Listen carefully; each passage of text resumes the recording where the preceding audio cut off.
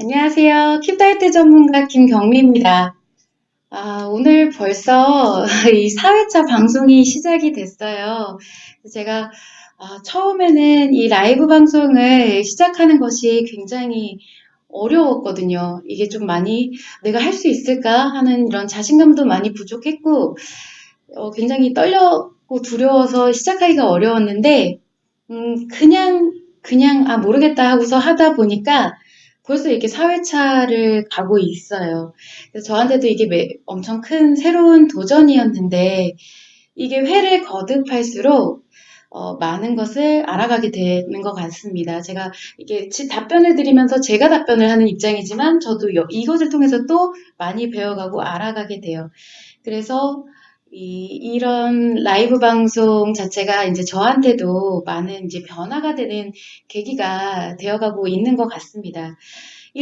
그렇게 생각을 하다 보니까 이제 제가 드는 생각이 이 라이브 방송을 시청하는 여러분들도 뭔가 이 라이브 상담을 통해서 이 다이어트에 대한 뭐라고 해야 되죠? 이런 근본적인 문제들에 대해서 기존까지는 내가 몸을 이용해서 살을 빼야 되는 거다라고 오로지 몸의 관점에서 생각을 하셨다고 하면 이제는 뭔가 이 외형에 대한 변화가 다이어트의 전부가 아닌 뭔가 심리 회복이 더 먼저구나. 라는 것을 이 상담을 통해서 이런 것들을 이제 몸과 마음의 밸런스가 맞아야 다이어트가 제대로 된 다이어트가 이루어지는구나 라는 것을 이런 깨닫게 되는 이런 여러분한테도 뭔가 변화의 계기가 될 수 있기를 점점 바라게 되더라고요. 처음 시작할 때도 그런 바람이 있었는데 회를 거듭할수록 그런 생각이 강하게 들게 됩니다.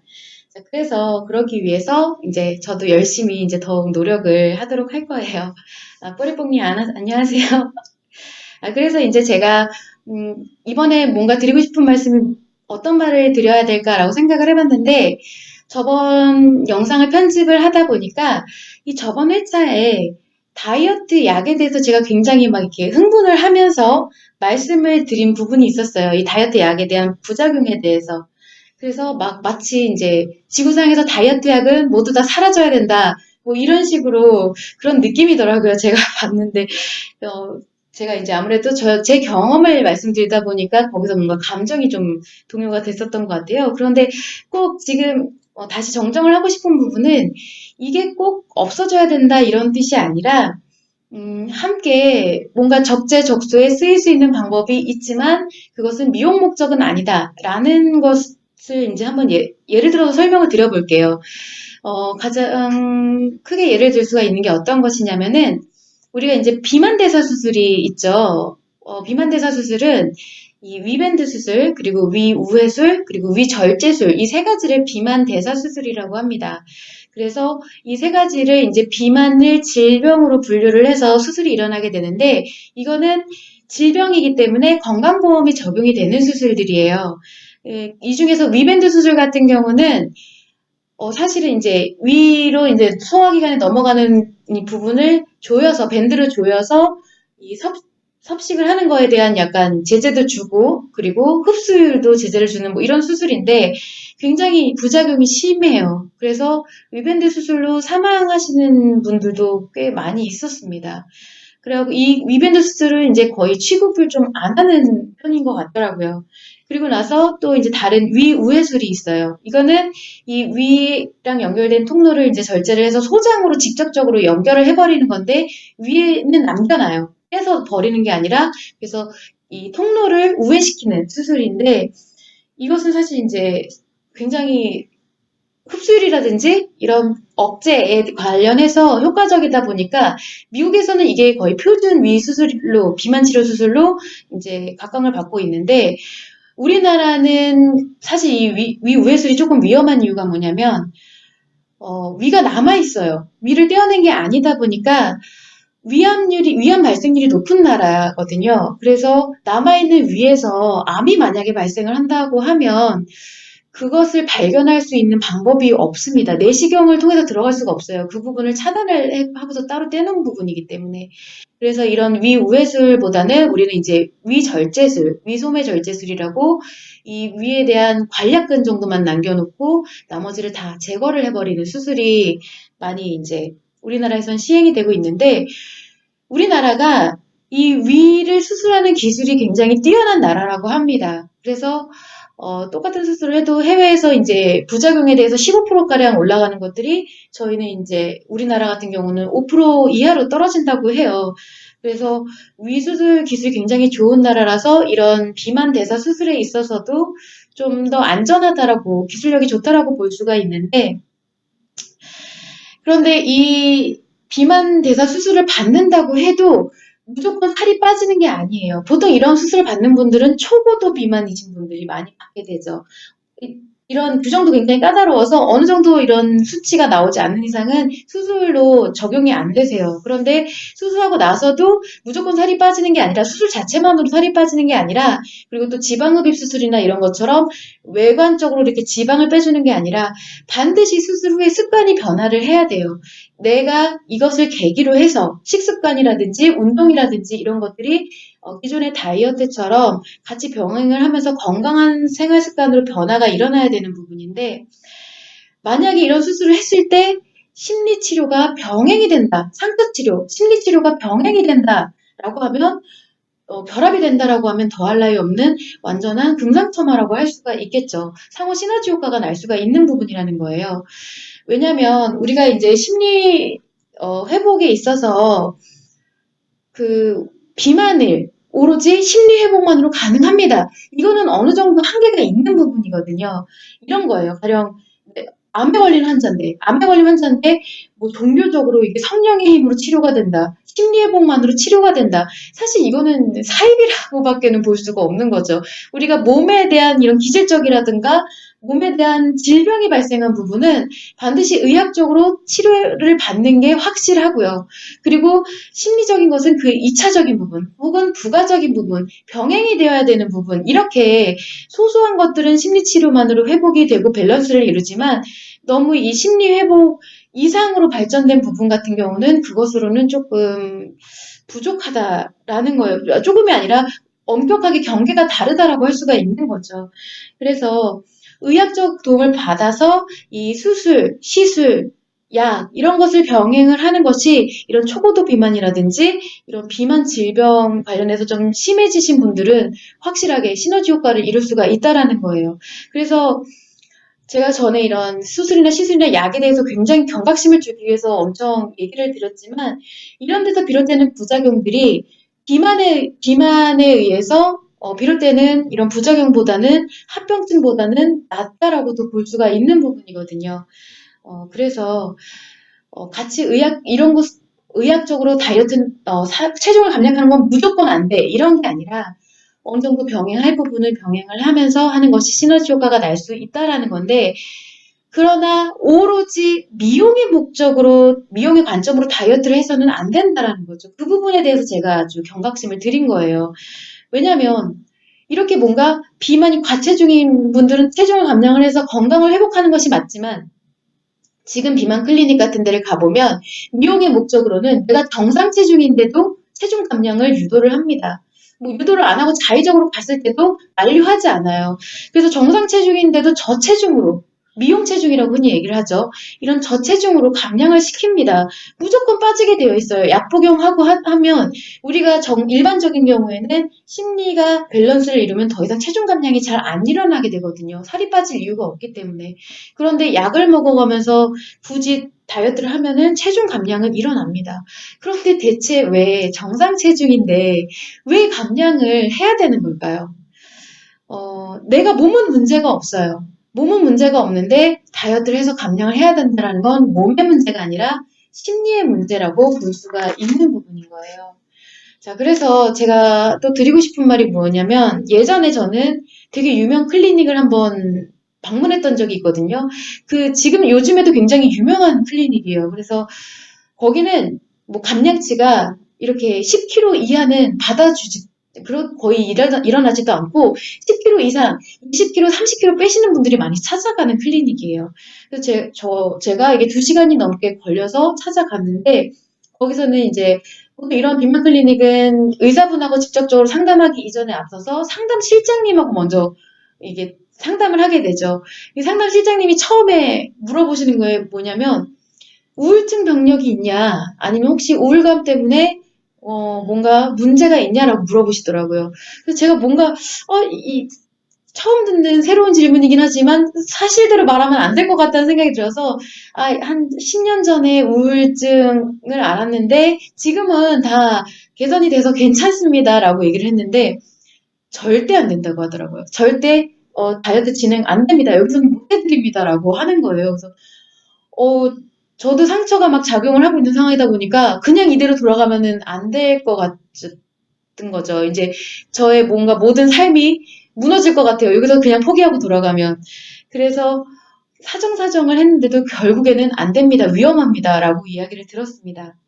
그래서 제가 그 당시에는 화가 났어요. 아니, 내가 내 돈 주고 하겠다는데, 내가 그 위험 부담, 우울증, 나도 다른 다이어트약 먹으면서 심리 변화가 일어났던 것도 느꼈던 때거든요. 그때는 이런 마음이론을 몰랐을 때조차도 이런 약을 먹으면 내가 심리적으로 뭔가 더 많이 부담감이 생기는구나라는 걸 알았을 텐데 그건 내가 부담하겠다는데 왜 치료를 안 시켜주느냐 싶어가지고 제가 많이 화가 났었어요. 근데 지금 생각해보면 너무 감사하다. 사실 그 이제 의사 선생님이 원칙을 갖고 계신 거죠. 이런 정확한 마음과 몸의 원리를 알고 계시는지는 제가 그거는 모르겠어요. 그렇지만 이런 다이어트 약물을 진행하고 주사를 맞아도 불안감이 드는 경우가 있습니다. 몸이 떨리고 불안감이 드는 경우가 있어요. 어쨌든 이런 시술 자체가 심리적인 문제가 좀 확대가 될 거라는 걸 분명 아시기 때문에 그거를 방지를 하신 거죠. 근데 그런 부분이 너무 감사한 거예요. 지금에 와서는. 제가 하고 싶고 이제 일어나가고 싶은 것들이 이런 겁니다. 그래서 각자의 분야가 있고 역할이 있죠. 이런 것에 대해서 각자의 역할에 맞게 바로 잡아가고 필요한 부분, 정말 이제 초고도 비만이다. 심리 문제도 심각하고 몸매 문제도 심각하고 이런 총체적 난국이다. 이럴 때는 모두가 힘을 합쳐서 이런 시너지 효과를 내야 되는 것도 맞고요. 하지만 그전에는 소소하게 내가 외형에 관련해서 다이어트를 한다 했을 때는 그게 몸의 문제가 아니기 때문에 심리의 밸런스를 맞추는 거, 심리 치료를 먼저 하고 상처 치료를 먼저 하고 이런 심리 회복을 맞춰가는 게 먼저 중요하다.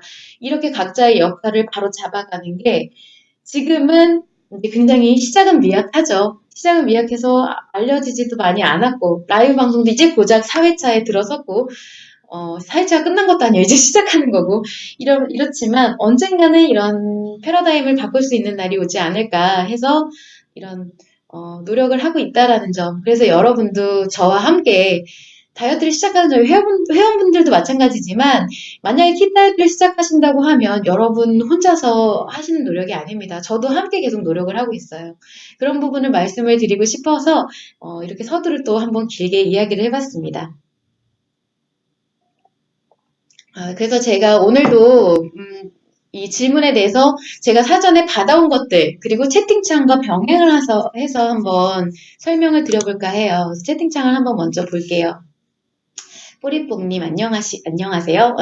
저 아까 심리상담 때도 뵀어요. 그리고 수프리티님, 네, 수프리티님도 뵙고 안녕하세요 선생님. 유튜브에서 어떤 의사가 배고픔을 즐기면 다이어트가 따라온다 라고 하던데 심리 다이어트의 관점에서 보면 맞는 말인가요? 배고픔을 즐기면 다이어트가 따라온다라고 얘기를 하시는 거는 오로지 효율적인 관점에서 말씀을 하신 것 같아요. 어떤 의사분이신지는 사실은 요즘에는 워낙 많으세요. 의사분들 지금 유튜브 채널에서 굉장히 많이 말씀을 하고 있으신데 사실 의사분들이 말씀하시는 부분은 심리적 관점하고는 크게 상관은 없다라고 보시면 됩니다. 심리 다이어트 관점에서 보면 맞는 말 아닙니다.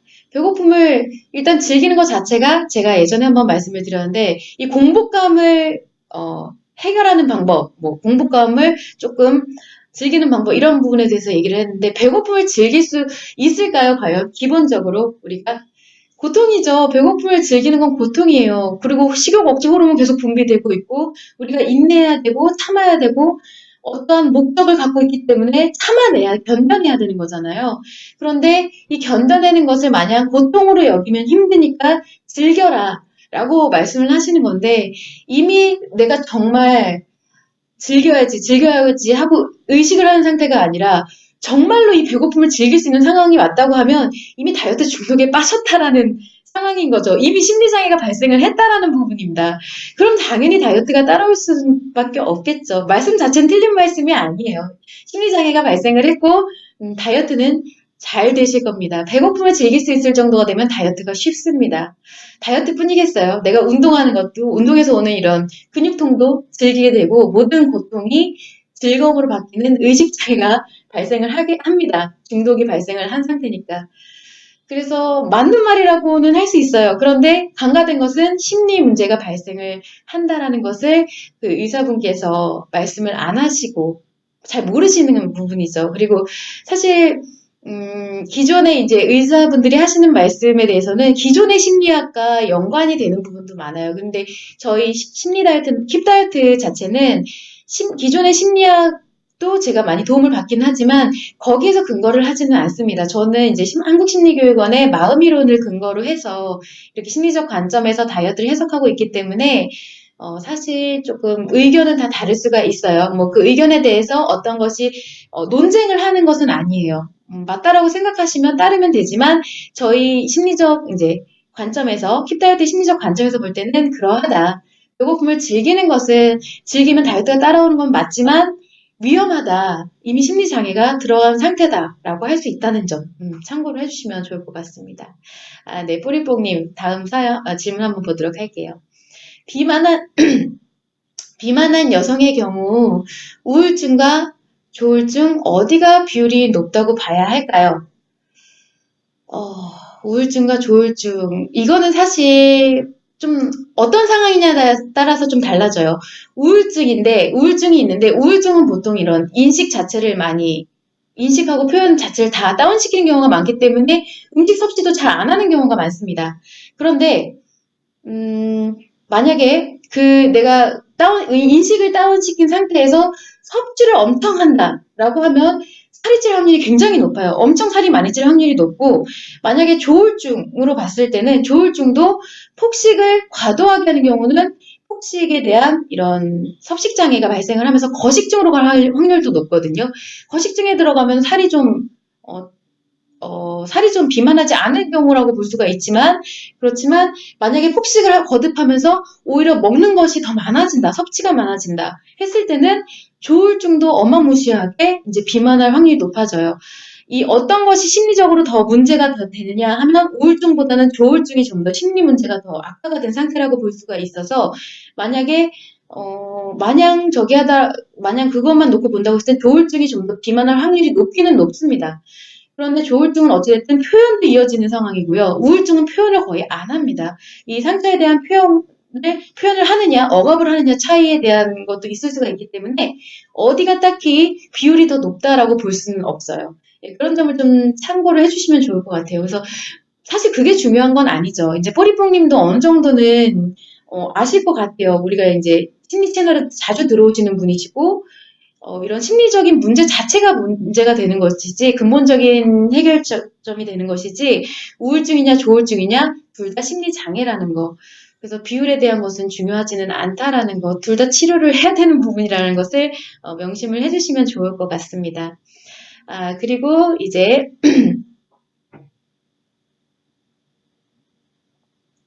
배고픔을 즐긴다는 게 저로서는 이해가 잘 안 가네요.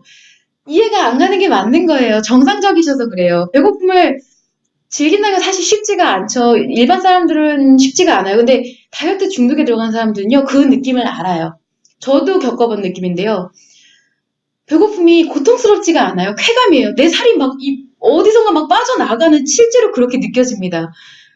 의식장애인 거죠. 그것도 이제 뭔가 내가 감각기관에서 뭔가가 계속 느껴지는 것처럼 느껴져요, 실제로.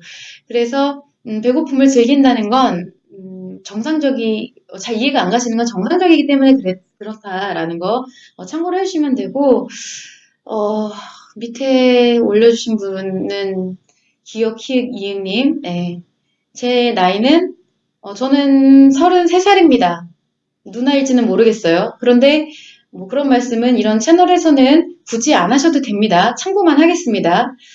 그리고 뽀리뽕님, 조울증이라기보다 중독증이요.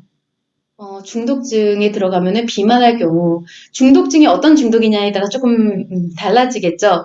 중독증이 만약에 음식에 대한 중독이 있을 수도 있죠. 그러면은 그거는 어느 누구하고도 비교할 수 없는 거예요. 그 중독증이면 최고로 비만할 확률이 제일 높겠죠. 왜냐면은 몰입력이 그만큼 강하기 때문에 그래요.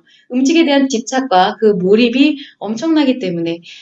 뭐 깊은 심리적인 이해가 필요한 부분은 아닙니다. 딱히. 뭐, 그래서 이런 간단한 설명을 라이브를 통해서 드리는 거는 저도 이런 사실 제가 뭐 아직까지는 저희 김범문 선생님처럼 마음이론에 대해서 깊은 심리적인 이해가 있거나 그렇지는 않아요. 그런데 다이어트에 필요한 부분에 대해서만 이제 연관점을 찾고 있고 이 깊은 심리적인 이해가 있을 수 있도록 저도 계속 노력을 하는 부분이긴 한데 다이어트를 진행하실 때는 심리적으로 이게 치료법과 결합된 다이어트를 진행하실 때는 굳이 심리적인 이해가 필요하시지는 않아요. 그냥 궁금하신 점 이렇게 질문을 하시면 제가 답변을 해드릴 수 있는 부분에 대해서 답변을 하고, 그리고 사실 근본적인 원리에 대해서는 같은 하나의 맥락으로 가고 있어요. 그래서 거기서 파생되는 이런 여러 가지 상황에 대한 것도 어쨌든 결과적으로 하나로 이런 묶어지는 상황이 나타나기 때문에 그런 점은 뭐 굳이 심적인 이해를 갖고서 보실 필요는 없고요. 궁금하실 때 이렇게 항상 오셔서 질문 주시면 됩니다. 이렇게 좀 참고해 주시면 될 것 같고, 제가 다른 질문이 올라오기 전까지 한번 가져왔던 질문을 한번 보도록 할게요. 제가 채팅창을 안 내려봤는데 밑에도 있구나. 조국 사태 뭐 이런 거에 대해서 저는 생각 안 합니다. 다이어트 채널에서는 다이어트에 대한 질문만 주시면 돼요. 저는 뭐 그런 생각 별로 안 하고 삽니다. 평상시에. 자, 그리고 스프리트님, 네. 뭐라고 부르셔도 상관은 없습니다. 제가 뭐 선생님까지 저번에 주신 초코우유 정말 잘 먹었습니다. 제가 좋아한다고 하니까 포럼에 오셔서 저한테 초코우유를 주시고 가셨는데 너무 감사했어요. 예, 일단 감사 말씀드리고 네. 신경 안 쓰셔도 됩니다, 여러분. 저런 질문들이 올라올 때는 그냥 그런 거보다 하시면 돼요. 네. 그래서 다이어트 관련된 질문만 주시면 됩니다.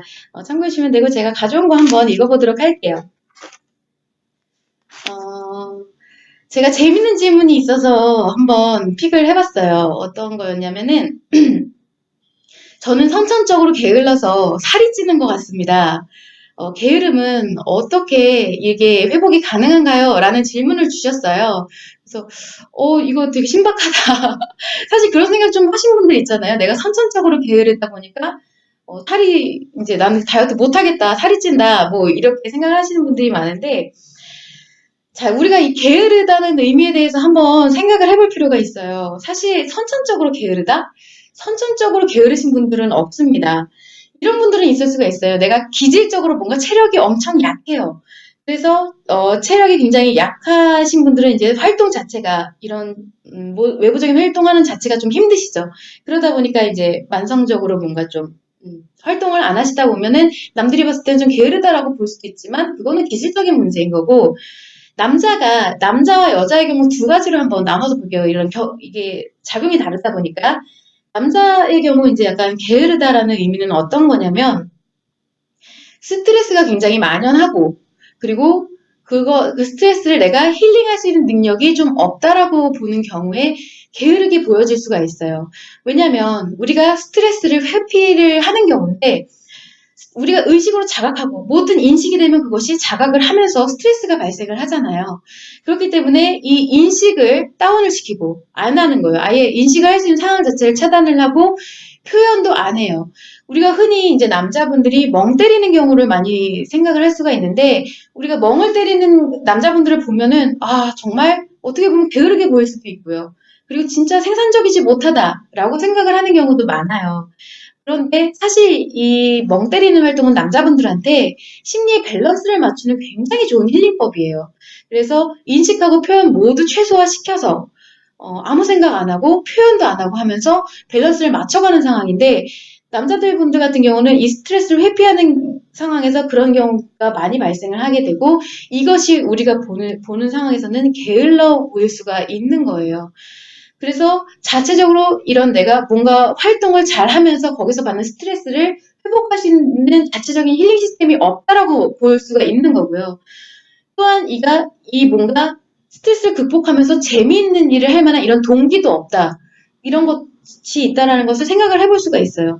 그런데 우리가 만약에 이렇게 인식 자체를 다운을 시켜놓은 상황이면 사실 살이 좀 안 쪄야 되는 게 맞는 거거든요. 왜냐면은 먹는 것도 섭취도 인식하는 거예요. 내 입을 통해서 몸으로 섭취를 하는 활동이기 때문에 전반적인 이런 먹는 활동조차도 안 하면 살이 안 찌는데 무엇이냐면 이런 분들은 재밌는 일 자체를 힐링을 음식에다 집중을 하시는 경우가 살이 찝니다.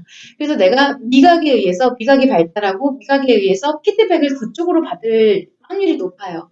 그러면 다른 스트레스는 회피를 하고 활동을 안 하는데 오로지 먹는 것에 집중을 한다. 맛집을 찾아다닌다. 먹방을 본다. 이럴 때는 살이 찌게 되는 것이고 오로지 전부 다 인식이나 표현을 저하시킬 때는 살이 안 찐다. 이렇게 두 가지 경우로 볼 수가 있다는 것입니다. 만약에 여자의 경우를 보면 비슷한 맥락이지만 조금 다른 게 무엇이냐면 여자는 스트레스를 회피하려고 하는 것이 아니라 기본적으로 내 상처를 확대시키지 않으려고 인식도 저하시키고 표현도 저하시키는 경우가 있어요. 그래서 우울증인 경우 아까 좀 전에 뽀리뽕님한테 설명을 드릴 때 말씀을 드렸지만 우리가 우울증에 들어가면 인식이 저하되고 표현이 저하되면서 상처를 확대 안 시키려고 뭐든지 내가 정보가 들어오게 되면 그것이 기억으로 이어지면서 기억의 상처가 확대가 되기 때문에 그래요. 그리고 부정 감정이 발생을 할 때는 인식되는 것이 전부 다 스트레스이기 때문에 결과적으로 또 상처로 이어지게 되죠. 그렇기 때문에 상처의 확대를 막기 위해서 우리가 우울증에 들어가게 되면은 먹는 것도 잘 안 합니다. 그냥 무기력하게 누워서 아무것도 안 하는 경우가 있는데 이러면 살이 안 찌겠죠. 그런데 내가 이러한 우울한 상태, 인식 저하고 표현하는 상태, 무기력한 상태에서 상처의 감정을 작용하는 게 싫어. 그래서 이것을 덮으려고 기분 전환을 추구하는 경우가 음식으로 하는 경우가 발생을 하겠죠. 그러면은 이제 음식으로 계속 기분을 전환을 하면서 그로 인해서 살이 찌게 되는 거예요. 그것이 뭔가 계속 내가 평상시에는 부정감정이다 보니까 무엇을 해도 다 부정감정으로 받아들이기 때문에 안 하지만 음식으로 오로지 기분 전환을 하고 있는 것이다. 그러면 살이 찌게 된다라는 건데 그래서 이제 여러분들이 생각을 하실 때는 게으름조차도 내가 게을러서 살이 쪄 라고 생각을 하시면 안 된다라는 거예요. 그 이면에는 뭔가 스트레스와 상처가 작용하기 때문에 그것이 근본적인 원인이 된다라고 생각을 하시면 됩니다. 그래서 이러한 경우도 내가 게으른데 이것도 뭔가 심리치료를 받으면서 회복이 되냐? 당연히 된다라는 겁니다. 남자분들 같은 경우에는요, 스트레스 힐링할 수 있는 상황이 되면 자체적으로 그런 힐링 시스템이 생겨나게 되고, 그러면 이렇게 음식으로 집중할 필요가 없어지고요. 뭔가 열정이 발생을 하면서 무엇이든 막 하고 싶어져요. 그래서 재미를 계속 추구하게 되면서 부산스럽게 재미를 추구하다 보면 표현이 늘어나고 살이 찔 확률이 없게 되겠죠. 여자분들 같은 경우는 마찬가지로 상처가 치료가 되면서 긍정 감정을 다른 것으로 전환할 수가 있는 능력이 생기게 되기 때문에 이러한 경우도 심리치료와 다이어트가 결합된 프로그램을 진행하시면 아주 좋다라는 거, 그 점을 참고하시면 좋을 것 같습니다. 뽀리뽕님, 저는 일을 몰입할 때는 집중력이 강하고 쉴 때는 먹고 눕는 것을 즐기는데 저도 문제가 있는 거겠죠? 성격은 낙천적인 면도 있는데 다이어트에 안 좋은 것 같아요. 정상 아닌가요? 제가 볼 때는 일을 할 때 몰입을 하시고 집중력이 강하시면 그만큼 에너지를 그쪽에 쓰신 거예요. 쉴 때는 쉬시는 건 먹고 눕는 것을 즐기는 건 당연한 거 아닌가요? 쉬고 싶으신 거잖아요. 우리가 힐링을 해야 되잖아요. 거기서도 뭔가 몰입을 해서 사실 뭔가 이 재미를 추구하는 일 자체를 하면서 뭔가 활동을 하는 것도 그건 쉰다라고 볼 수가 없는 부분인 거죠. 그래서 뽀리뽕님은 문제가 있으신 게 아니에요. 성격은 낙천적인 면이 있으시면 좋아요. 다이어트에 안 좋은 것 같다? 그렇다면 그렇게 말씀을 하신다면 성격에 대한 강박이 있으시거나 예민하신 분이 다이어트에 좋은 것 같다라고 하시면 사실 그건 좋기는 해요. 이게 뭔가 내가 좀 예민하거나 불안정하신 분들 다이어트를 하실 때는 기존 다이어트를 하실 때는 좋죠. 강박이 작용을 하기 때문에. 그런데 그게 심리적인 문제에 있어서 좋냐고는 볼 수 없는 거예요. 그래서 다이어트에 좋냐 안 좋냐가 아니라 심리적인 문제에서 좋냐 안 좋냐. 결과적으로 결과를 봤을 때는 다이어트에 좋은 사람이 심리적인 문제에 있어서 안 좋아지면 다이어트의 악순환에 들어가게 되죠. 그렇기 때문에 거기 연쇄에 갇혀서 평생 다이어트를 해야 돼요. 그런데 그렇게 되길 원하시지는 않잖아요. 낙천적이면서도 내가 일에 집중할 때 집중하고 먹고 놀 때 쉬면서 조금 살이 붙어도 내가 심리적으로 안정감을 갖고 있다라고 하는 게 훨씬 좋지 않을까. 다이어트에 중독되지 않는 게 훨씬 좋지 않을까라는 생각을 저는 합니다. 그래서 예민한 사람이 마르긴 하죠. 예민한 사람은 살이 잘 안 쪄요. 남자분들 같은 경우도 만약에 노이로제, 진짜 진성으로 노이로제의 진성이란 말은 좀 그렇지만 정말 인식장애 들어가셨다고 하면 살 절대 안 찝니다. 그래서 성격적으로 조금 마르거나 살이 찌거나 이런 건 있을 수는 있는데 그거에 대해서 그렇게 지금 좀 약간 뭐라 해야 되지? 그게 더 좋을 것 같다라고 생각하실 필요가 없다라는 거예요. 어떻게든 심리가 안정이 되고 회복이 되면 내가 일상생활하는데 지장이 없고 이런 자존감에 의해서 내가 외형적인 그런 부분에 이런 손해라든지 집중, 컴플렉스 이런 것으로 작용하지 않기 때문에 만약에 지금 뽀리뽕님이 그런 것이 부럽다라고 생각을 하시면 좀 더 자존감을 높일 필요는 있죠. 그것이 뭔가 이런 마인드 컨트롤이 아니라 정말 심리 회복에 있어서 하시다 보면 자존감이 회복되다 보면 그런 거 전혀 안 부럽게 느껴지십니다. 오히려 그런 분들을 보면서 이제 다르게 생각이 들어요. 아, 되게 안타깝다. 저런 강박이라든지 상처가 얼마나 많을까라고 생각을 하시게 됩니다. 그러니까 뽀리뽕님은 지금 굉장히 정상적이신 거예요. 가끔 이제 다이어트도 좀 하고 싶다가 지금 내가 좋다가 그런 사람들이 부럽기도 하다가 안 부럽기도 하다가 나는 이렇게 살지 뭐 이런 식으로 하다 보니까 굉장히 정상적이고 일반적이다라는 거 참고를 해주시면 좋을 것 같습니다. 프리티스님, 이 초등학교 4학년 딸이 유튜브에서 과자나 초콜릿 등 간식 먹는 ASMR을 자주 보는데 그래서 편식이 심할 수도 있나요? 밥을 잘 안 먹으려 하거든요. 아, 참 저도 아이를 키우는 입장이지만 아이들이 편식하면 정말 속상하죠. 엄마 입장에서는 밥 잘 안 먹으면 뭐 내 새끼 입에 밥 들어가는 거 되게 제일 좋은데 그렇지만 이런 간식만 먹고 밥 잘 안 먹으면 솔직히 속상하기도 해요.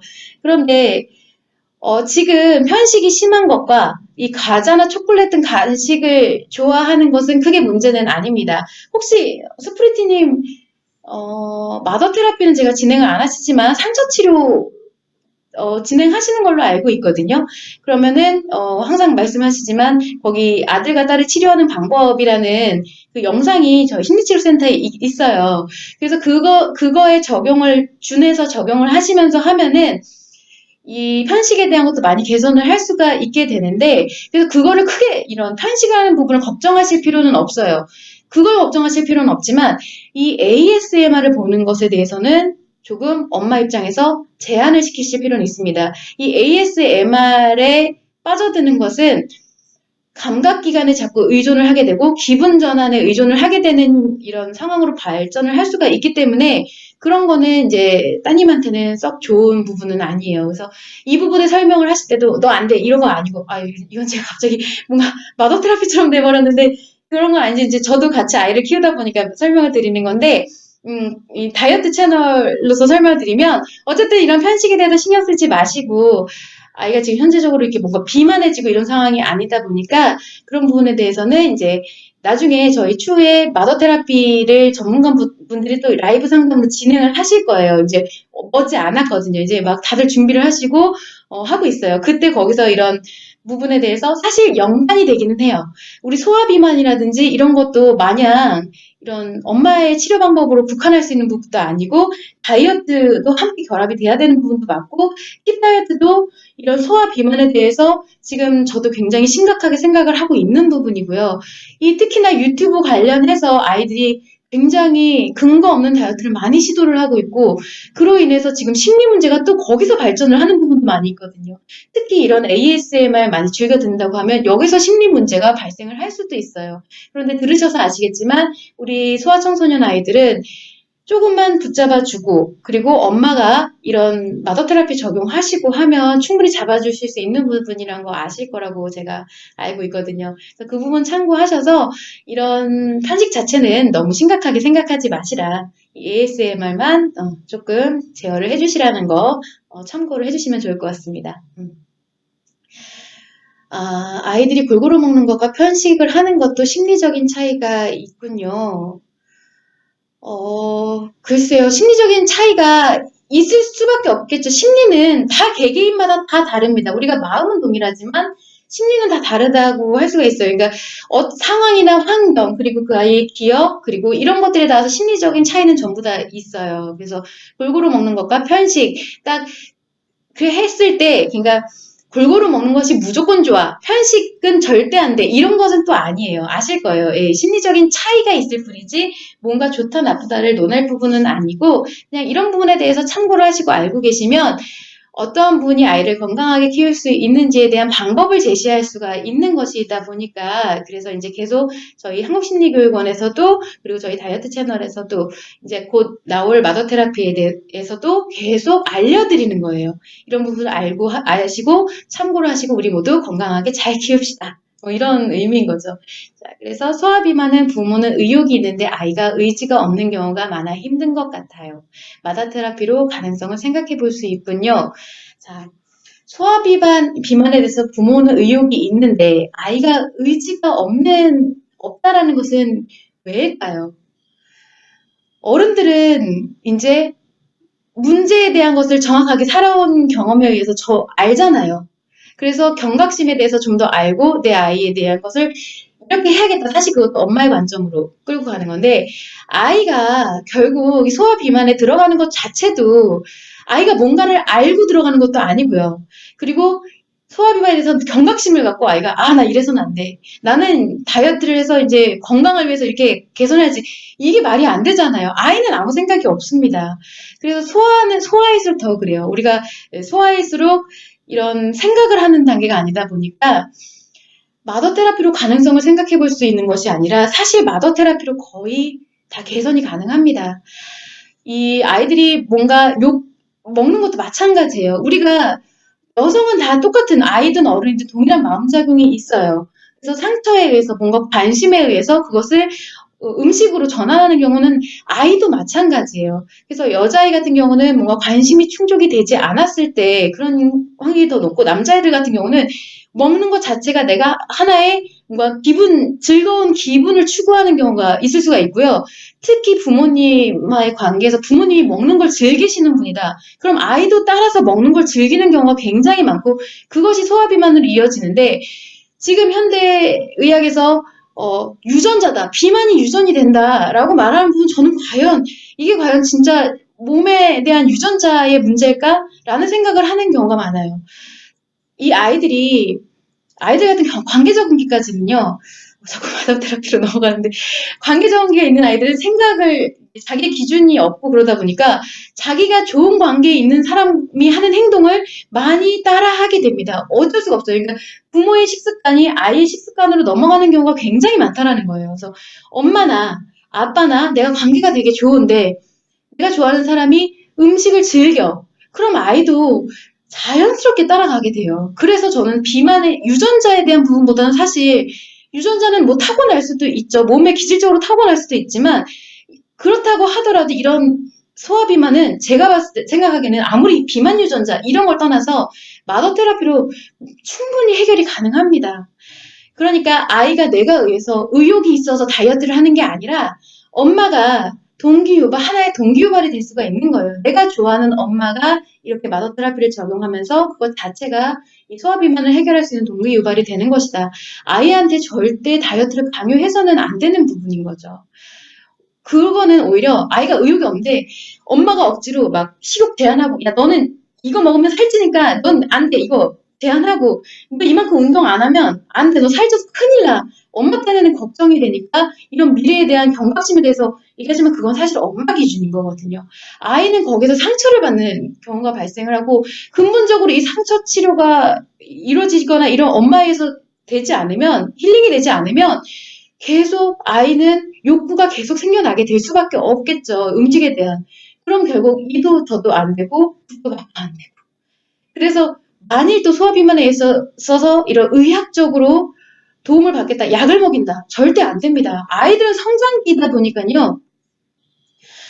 이 살이 키로 가는 경우가 굉장히 많아요. 저 같은 경우도 그렇거든요. 저는 이 초등학생 때도 살이 굉장히 쪘어요. 과체중 이상이었는데 한번 키가 확 클 때 이게 몸이 쭉 빠지는 거예요. 살이 쭉 빠지더라고요.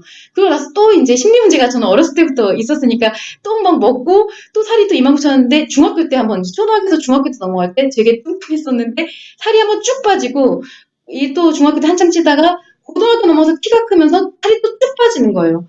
그런데 그걸 진작부터 엄마가 다이어트 약을 먹여가면서 비만 클리닉에 다녀가면서 아예 다이어트를 시킨다. 아, 이거는 진짜 정말 빈대 잡으려다 초가상간을 태우는 것밖에 안 돼요. 왜냐면 영양이 자라면서 어디로 내가 성장하는 양분이 돼야 되는데 그거를 이제 차단을 해버리고 빼버리는 거잖아요. 언제 어디 써서 커질지 모르는 건데 심리도 마찬가지죠. 아이들은 치료를 해서 될 부분이 아닌데 커가면서 이런 가이드라인만 좀 잡아주면 아이가 자기의 기준을 만들어가면서 이내 곧게 그러니까 뭔가 기준이 많이 늘어가고 정상적인 건강한 마음으로 성장해 날 수가 있는데 거기에 대해서 막 치료를 해야 된다. 문제가 있으니까 치료를 해야 된다 하면서 도리어 이 심리 문제를 장애를 붙여줘 버리고 이제 어른이 돼서 장애로까지 이어지게끔 붙여져 버리는 그런 결과가 일어날 수가 역효과가 일어날 수도 있는 부분이고요. 다이어트도 마찬가지입니다. 다이어트도 아이 어렸을 때는 두고 봐야 돼요.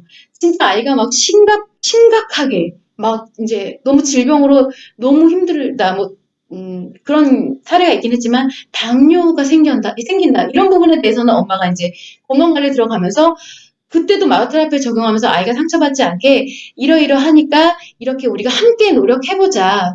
너의 노력이 아니라 엄마도 함께 노력해보자 하면서 같이 하는 경우는 더할 나위 없는 다이어트 방법입니다. 다이어트 자체를 하지 말라는 게 아니라 이런 방법이 있다는 것을 계속 알려드리고 있는 거예요. 심리 문제를 간과하지 마시라는 겁니다. 그래서 우리가 이제 다이어트를 항상 계속 제가 회차마다 계속 거듭해서 강조를 하지만 항상 근본적인 원인을 알아야 된다. 몸의 문제가 아니니까 엄마 같은 경우는 말씀드린 대로 내가 아니까 이러면 큰일 나는 거 아니까 의학적으로 엄마 기준에 의해서 강요하는 게 아니라 함께 이 다이어트 자체가 아이한테도 행복이 될 수 있도록 즐거움이고 행복이 될 수 있도록 하는 것이 굉장히 중요하다라는 거. 답변이 굉장히 길어졌네요. 그 부분 참고해 주시면 좋을 것 같습니다. 그래서 이제 제가 또 이어서 한번 준비해온 질문을 설명을 드려볼게요. 아까 잠깐 예민한 거 이런 거랑 해서 기질적인 부분 뭐 이런 걸로 해서 뭐 살이 안 찌는 부분 이런 게 얘기를 나왔는데 사실 저도 그 질문 가져온 거 있거든요. 이 살이 안 찌는 사람의 특징이 뭐냐고 물어보신 분이 있어요. 그래서 제가 여성분이기 때문에 여성의 경우를 한번 설명을 드려볼게요. 남자분들은 해당이 안 됩니다. 그래서 살이 안 찌는 사람의 특징은 무엇이냐 이거 되게 궁금하실 거예요. 표현이 굉장히 많으신 분들이 살이 잘 안 찝니다. 기존에 이런 다이어트 관점에서는 근육량이 많고 그리고 대사율이 높은 기초 대사량이 높은 분들이 똑같은 양을 먹어도 살이 안 찐다라고 하시죠. 그런데 이게 근본적으로는 표현이 많기 때문에 근육량도 많은 거고요. 뭔가 활동량도 많겠죠. 근육량도 많은 거고 표현이 많아지다 보니까 에너지 소모가 높아지면서 대사율도 올라가는 거예요. 그래서 같은 맥락이에요. 그래서 사실 그 말이 틀린 게 아니에요. 근육량 많고 대사율 높은 사람이 살이 잘 안 찌는 거 맞는 거고요. 그 근본적인 원인은 표현이 많기 때문이다. 심리적 관점에서는. 왜냐하면 우리가 표현에 있어서는 행동, 말, 표정 이런 것이 다 드러나죠.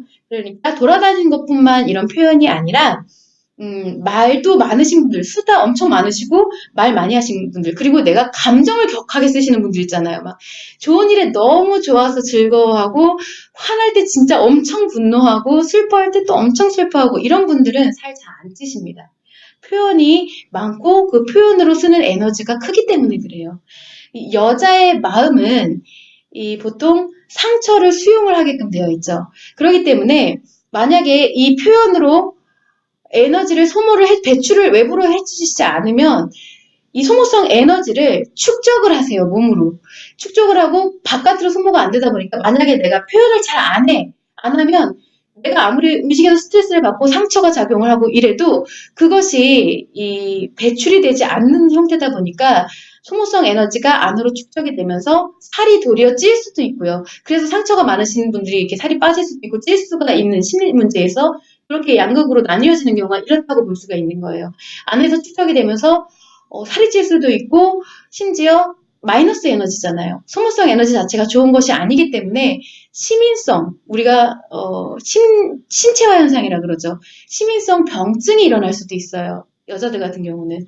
그래서 이 표현을 통해서 외부로 배출해야 하는 형태여야 된다라는 거예요. 그래서 킵다이어트에 있는 저강도 운동이 이 운동을 해서 살을 빼시라는 게 아니에요. 그 목적이 아니라 지금 조금 착각을 하시는 분들이 계세요. 제가 분명히 이 운동을 통해서 표현을 하셔야 됩니다라고 설명을 드려도 잘 모르시는 경우가 있는데 이거는 소모성, 학습으로 인한 소모성 에너지를 이제 표현을 하시는 역할을 하는 거지 그걸로 이제 기존의 다이어트처럼 운동 다이어트를 하시라는 게 아닙니다.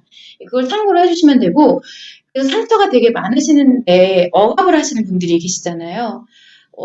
보통 우리가 한번 이미지를 떠올려 볼 수가 있는 게 사회적으로 되게 위축이 되어 있으신 분, 어디 사회생활을 하시면서도 내가 체중도 과다하고 살도 많으신데, 이렇게 쭈뼛쭈뼛하고 의사표현 잘 못하시고, 큰 소리 못 내고, 이렇게 안으로 꾹꾹 참으시는 분들 계시단 말이에요. 그런 분들이 살이 찌는 경우가 굉장히 많죠. 앞서서 말씀드렸다시피, 이런 상초작용에 의해서 많이 드시기도 하시겠지만, 우리가 그런 분들이 이 자기 관리를 못하는 것처럼 보는 경우가 많은데 사실 표현을 못하셔서 그래요. 외부적으로 내가 나의 이야기를 잘 못해요. 상처 때문에 자존감도 많이 낮아지고 자존감이 많이 부족하면 외부적으로 저는 이렇습니다. 라고 자신의 상태를 잘 표현을 못하게 됩니다. 그래서 막 남들이 막 웃고 즐길 때도 그냥 조금 곁다리로 조금 웃고 말고 이렇게 표현을 잘 못하게 되면 그것이 또 이런 비만의 문제로 이어질 수가 있다는 거예요.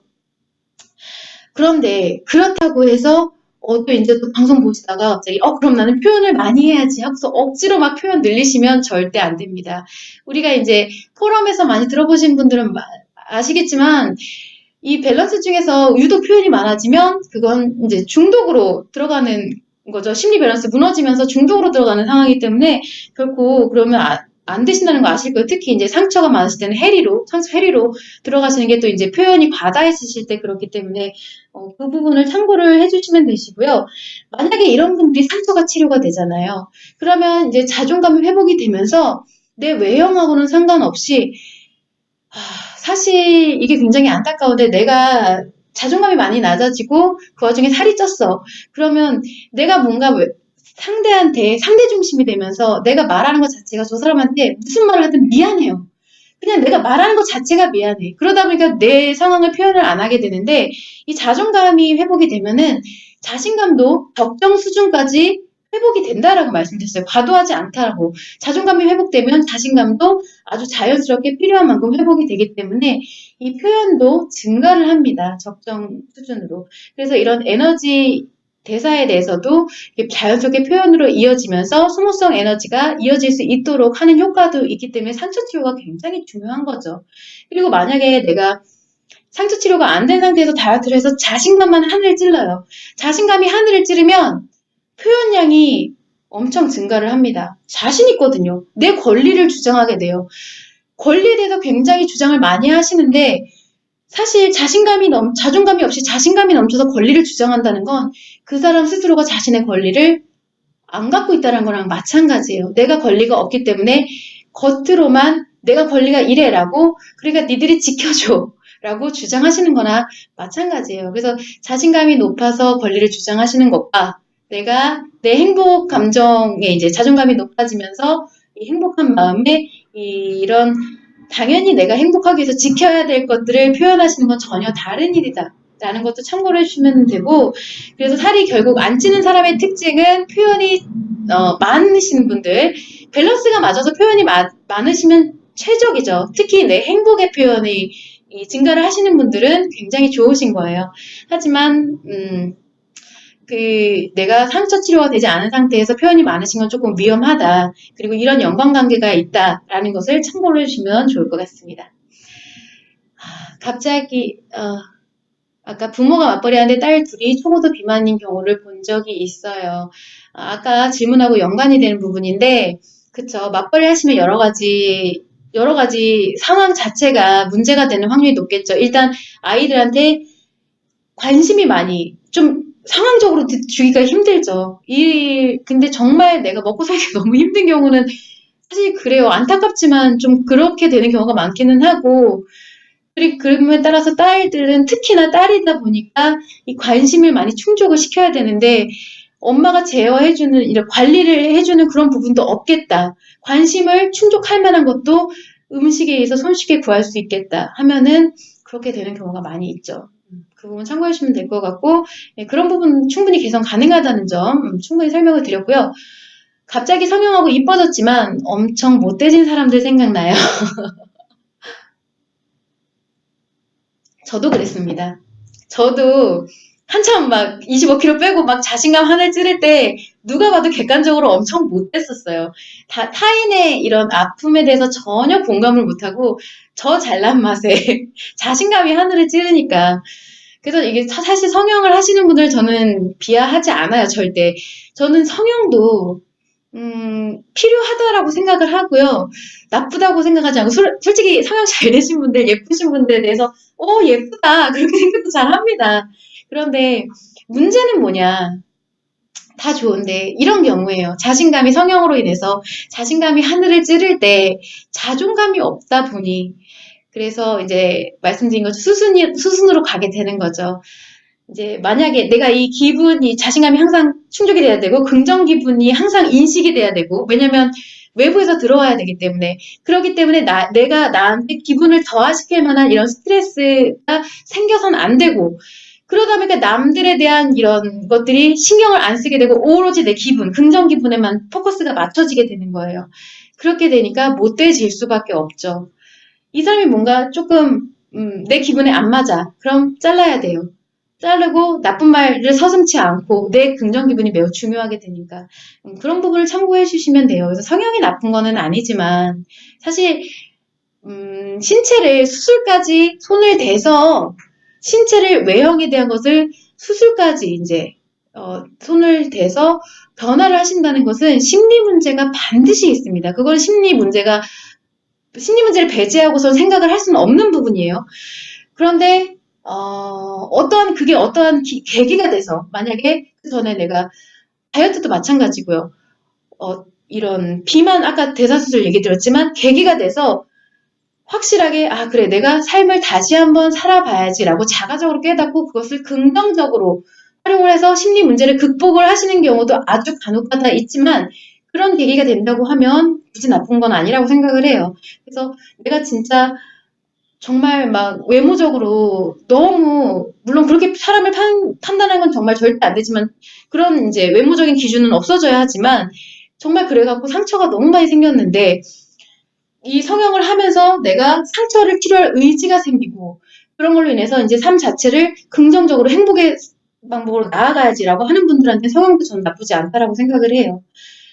그래서 이것도 한 가지 아까 말씀드린 것과 같은 맥락이죠. 의학적인 도움을 받는 부분이 있는, 보조적으로 받는 부분이 있는 거예요. 하지만 반드시 심리 문제와 상처 치료가 병행이 돼야 된다라고 해서 성형 자체는 나쁘다라고 볼 수 없지만 그런 심리 문제에 대한 거 이런 부분을 항상 점검을 받아야 돼요. 이런 상황에 들어가면 본인은 잘 모릅니다. 그런데 점검을 할 수 있는 계기가 어떤 것이냐면은 주변이 뭔가 달라져요. 나를 대하는 태도가 좀 달라지고 뭔가 예전보다 이상해. 친구들이 많이 사라졌어. 그리고 이 긍정 기분에 의해서 계속 충족이 되다 보면은 어느 한순간 긍정 기분이 싹 사라질 때 밑바닥까지 자존감이 없다 보니 상처의 밑바닥까지 딱 바닥을 치는 경우가 한 번 오거든요. 그러면 걷잡을 수 없는 허전함, 상처가 한 번에 확 올라오게 되면서 걷잡을 수 없는 이런 상처가 막 작용을 하는데 그때는 아셔야 돼요. 그것이 이제 나의 근본적인 심리 문제를 해결해야 되는구나. 라는 것을 깨달으실 때가 되는 거예요. 그래서 그것을 참고를 하셔서 지금은 만약에 내가 뭐 말도 안 되는 소리다. 난 지금 충분하게 행복하게 잘 살아가고 있는데 이런 무슨 심리 문제 이렇게 생각을 하시더라도 그런 순간이 만약에 오신다고 하면 한 번쯤은 이런 부분을 되새겨 보실 필요가 있다. 괜찮습니다. 심리치료랑 다이어트를 병행을 하시게 되면 충분히 해결이 가능하신 부분이라는 거 참고를 해주시면 될 것 같고 제가 이제 시간이 얼마 안 남다 보니까 하나만 더 가져왔던 것을 이제 설명을 드려볼게요. 이것도 좀 재밌는 부분이다 보니까 제가 가져왔어요. 한약을 먹고 살이 쪘어요.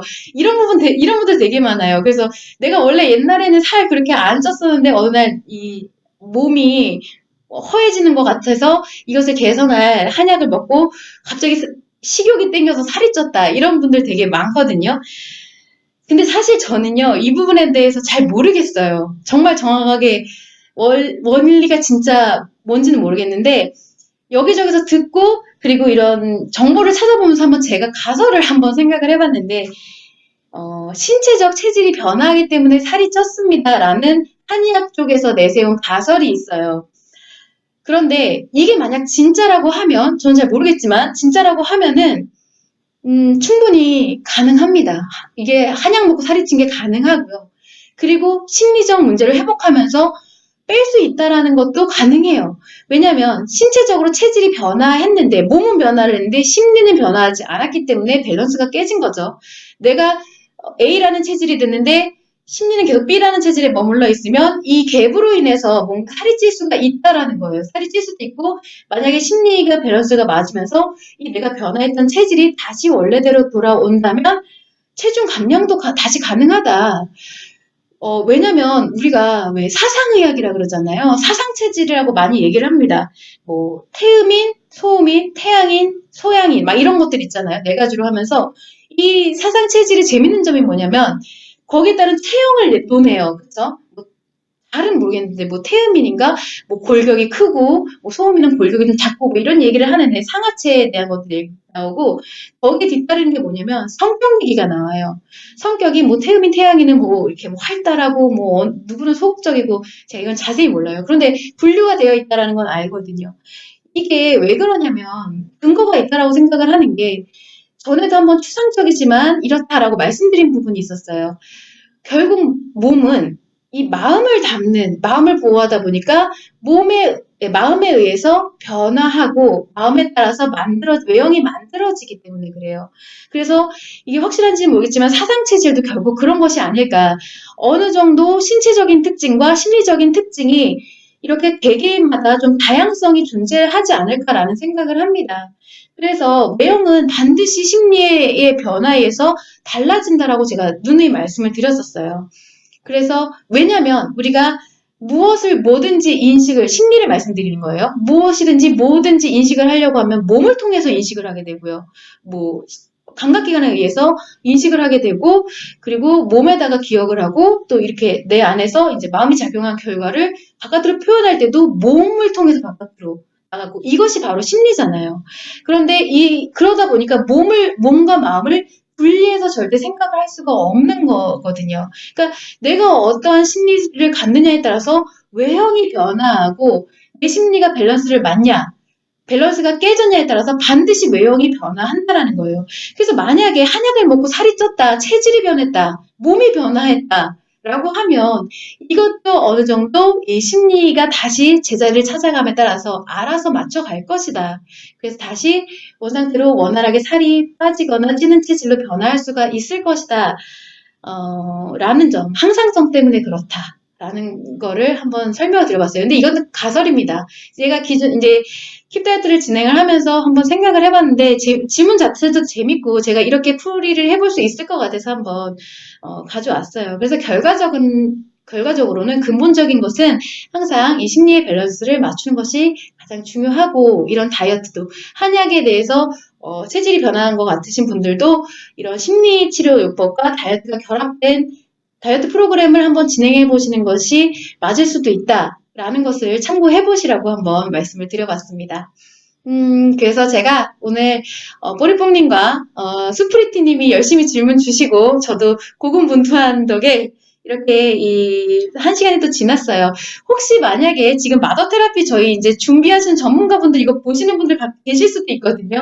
저한테 질문을 좀 주시면 정말 감사할 것 같아요. 제가 이 질문을 가져오고 하는 것에 대해서 이제 시간상 같이 협력을 해주시면 되게 좋을 것 같다는 생각이 들고요. 만약에 보고 계시다면. 그래서 오늘 무사하게 한 시간을 마쳤는데, 그래서 결과적으로 오늘 한 시간도 같은 맥락에서 진행을 했어요. 오늘은 이제 마더 테라피에 대한 부분도 언뜻 얘기가 나왔는데, 저희 전문가분들이 곧 출격을 하실 겁니다. 그래서 마더 테라피가 이제 라이브 상담으로 진행이 될 거거든요. 그래서 지금 만약에 이 영상을 보시면서 소화비만에 대해서 많이 예, 예, 그래서 수업이면 걱정을 하셨다 하는 분들은 이제 마우스답이 라이브 상담이 시작되면 거기서 질문을 하시면 많은 답변이 돌아올 것이고요.